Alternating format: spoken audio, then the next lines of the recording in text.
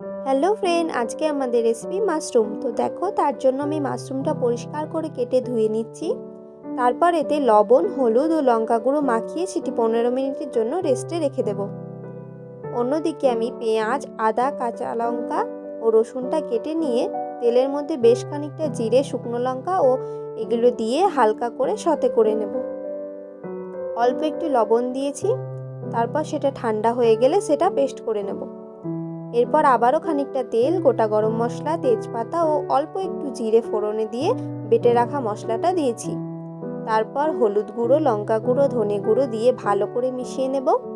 খানিকটা কষা হয়ে এলে চিনি, টমেটো সস অ্যাড করে ভালো করে কষিয়ে নেব। কষানো হয়ে গেলে মাশরুমটা দিয়ে দেব। এটি একদমই হালকা হাতে নাড়বে।